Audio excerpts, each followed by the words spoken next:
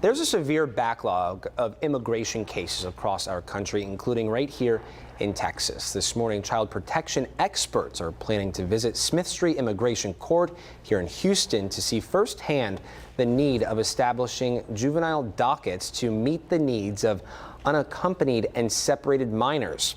The nonprofit Kids in Need of Defense, also known as KIND, is part of this effort to protect migrant children. Carolina Rodriguez-Neufeld, Managing Director of KIND's Houston office, and Mary Giovagnoli, Senior Counsel for Policy and Advocacy at KIND, are with us this morning. We thank you both for your time. This is a major deal that's impacting so many people. Absolutely. Yes, absolutely. Yeah. And in fact, it is really important to know that for children in particular, the need to have efficient, fair, and really child-friendly courts is critically important, and we think that by creating a different way of treating the children in court, you can make a big difference and you can reduce the backlogs. Yeah. These kids are extremely vulnerable. Often they're not the one in the driving seat here, right? They're just being pulled along on these types of journeys. As you mentioned, talking to them in a different way, but also knowing that, or letting them know that they're not alone, right? Some of these children don't have mom and dad or a guardian with them. Talk to us about that layer of this complex issue. Absolutely. Really what KIND's mission is focused on is ensuring that we are protecting the rights of unaccompanied children as they navigate this a very complex immigration system. I mean, I know adults who do not understand how the immigration system works, so we can't expect children, even if they have a family member here or not, to understand this process. So really that is what we are about, is ensuring that their rights are protected, regardless of whether, like I said, they're here with someone or not. And one of the ways that we do this is by ensuring they have access to quality legal representation when they go to court. And really our goal, our dream as an organization, is to ensure that no child goes to court by themselves, essentially. That's one of the services being offered. What are some other services being offered to these children?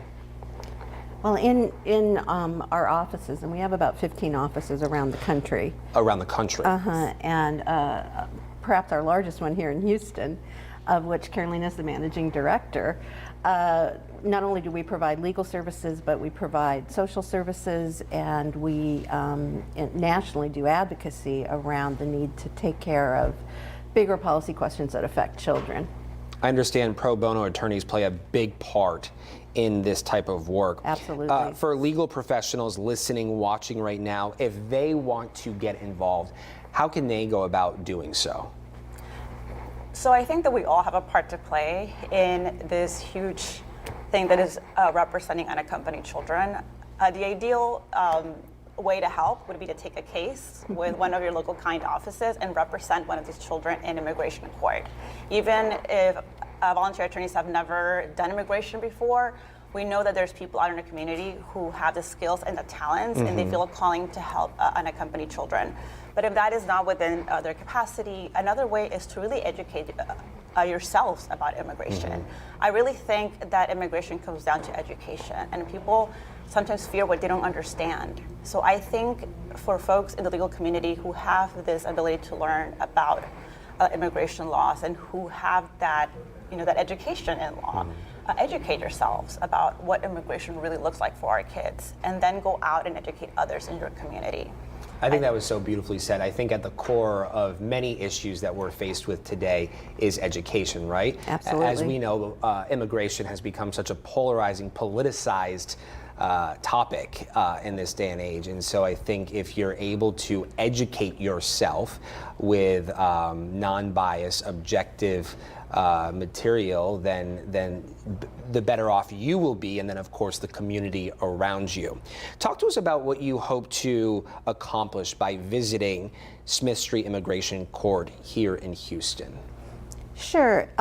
Carolina, of course, and the attorneys in our office go to the immigration court all the time, but we're actually bringing some members of KIND's Leadership Council to visit court today. They are not immigration experts, but they are people who care deeply about kids and want to understand the system better. Because if you've never been in an immigration court, it's really difficult to imagine. It is Intimidating. It's intimidating. It's a different place. It's kind of a hidden space in you know, in American life. And so once people see that children are going into these courts without attorneys, without guidance, without, you know, a trusted friend to help them, they really begin to understand that we have to do something different to create a more, really reimagine the entire way we deal with kids in the immigration system. Facilitate that process, right? Absolutely. And I think combining that love, right, that nurture that these people who love children, combine that with the expertise of legal advisors and professionals,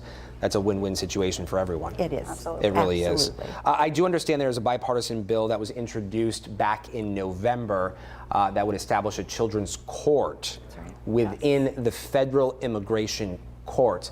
How would this legislation help these children?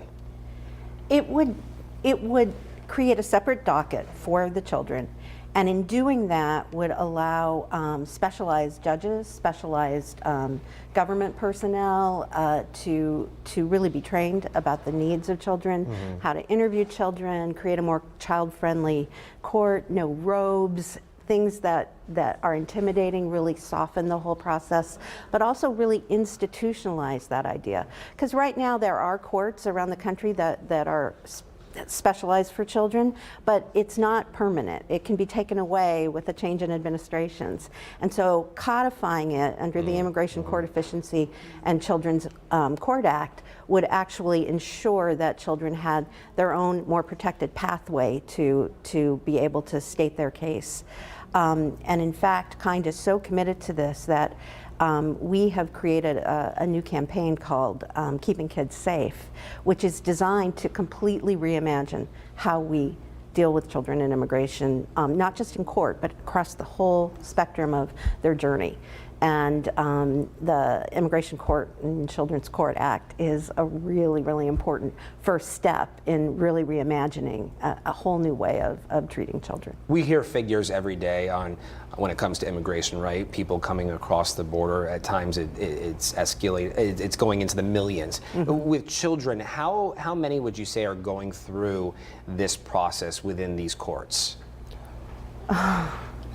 Just a ballpark. 150,000 children So came hundreds of into thousands. the U.S. last year. How many cases do you have right now? Gosh, I mean, just for our kids who are not in the custody of the Office of Refugee Resettlement, we have over 500 cases. Wow. And right now, Harris County continues to be the county who receives the highest number of unaccompanied children, more than any other county in the Why United is that? States. Is it because it's the largest metro closest to the border? I don't actually have a good answer for you. I think that, I want to think that it's because Houston is a welcoming city. And I think that we as Houston, we're very diverse. And I think that this is an area where I believe people come because they feel like they're going to be welcomed. Okay. Well, thank you both for your time this morning, Carolina Thank you. and Thank Mary you. with KIND. We do appreciate it. Thank you very much. Thank you.